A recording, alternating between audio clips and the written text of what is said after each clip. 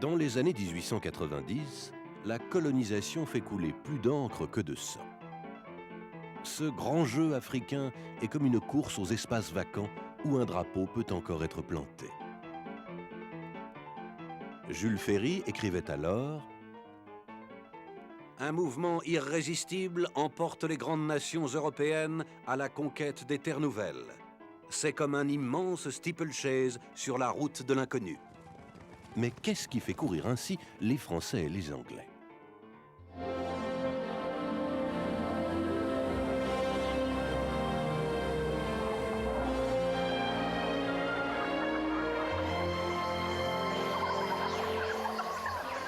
Les motivations économiques existent, mais les principaux objectifs de la colonisation sont plutôt politiques et stratégiques. Les Anglais veulent contrôler la zone du canal de Suez et de la mer Rouge, qui est pour eux une étape essentielle sur la route des Indes. La France et l'Angleterre poursuivent chacune à sa manière leur mission civilisatrice.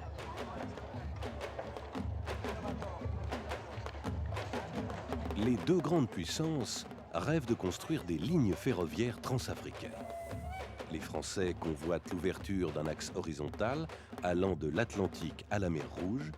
Les Anglais voudraient réaliser un axe vertical reliant l'Égypte à l'Afrique du Sud. Ces deux axes se croisent dans une région du Haut-Nil dont le point sensible est Fashoda.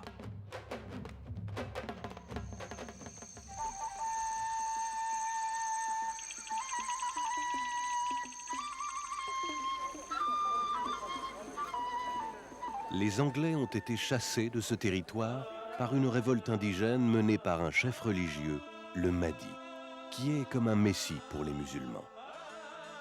Après la mort du Mahdi, ses partisans, les mahdistes, appelés aussi derviches, entravent toujours les projets des Anglais.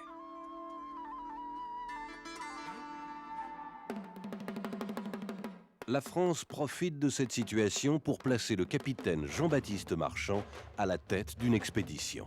C'est la fameuse mission Marchand.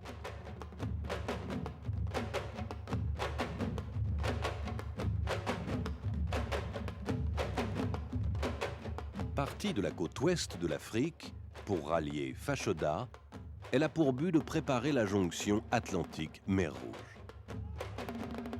Apprenant cela, les Anglais renforcent leur lutte contre les mahdistes pour gagner de vitesse les Français dans la course au Nil et empêcher Marchand d'atteindre Fashoda. Dans le Petit Parisien du 26 décembre 1897, on peut lire « Il y a quelques jours, une sinistre nouvelle a circulé. On disait que les membres de la mission Marchand avaient été anéantis dans la région du Bahr el-Ghazal. »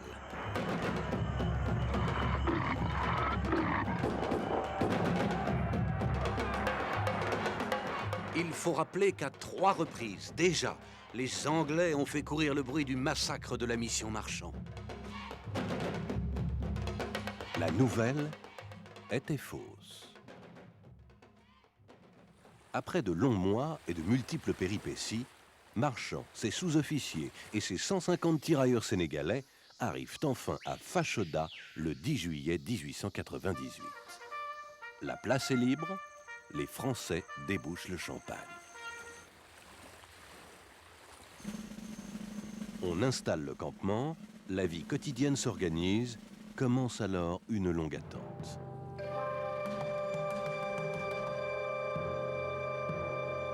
Où sont les Anglais? Que font les mahdistes? Pendant 1 mois et demi, les seules informations sont des rumeurs colportées par les indigènes Chilouks.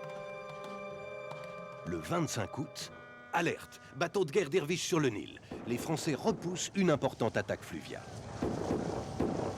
Le calme revient jusqu'au 19 septembre, jour où la flottille anglaise vient s'ancrer devant Fashoda. C'est le général Kitchener qui commande les troupes anglo-égyptiennes. Pour atteindre Fashoda, il a dû vaincre définitivement les révoltés mahdistes à Omdurman, en aval du Nil. L'armée de Kitchener est composée de 2000 combattants. La mission Marchand ne compte que 150 hommes. Marchand est prié de rejoindre Kitchener à son bord. L'Anglais est coiffé à l'égyptienne. Rencontre courtoise, mais tendue. Marchand est contraint d'accepter les conditions de Kitchener, qui exigent que les couleurs égyptiennes soient hissées non loin du drapeau français, en attendant que les gouvernements français et anglais prennent une décision. À Londres, pour les dirigeants britanniques, la situation est claire. Ou Marchand quitte Fashoda, ou ce sera la guerre. À Paris, Théophile Delcassé, le ministre des Affaires étrangères, est pris entre cette intransigeance britannique et la lourde pression des nationalistes qui veulent maintenir le drapeau français à Fashoda. Delcassé choisit la paix. Il envoie un câble à Marchand, utilisant pour cela le système de communication anglais alors en place entre Londres et le Caire. Marchand fait le voyage de Fashoda jusqu'au Caire pour venir lui-même en prendre connaissance. Le message lui ordonne d'évacuer Fashoda et de rentrer en France. En 1899, un journaliste parisien écrit « Retour chargé de tristesse, tant d'efforts perdus. 3 années entières, s'être sacrifié pour le succès d'une entreprise inouïe et être obligé de rétrograder après le triomphe. » Malgré l'amertume et les regrets de Marchand et de nombreux Français, Delcassé a fait le bon choix. On ne va tout de même pas se faire la guerre pour l'Afrique.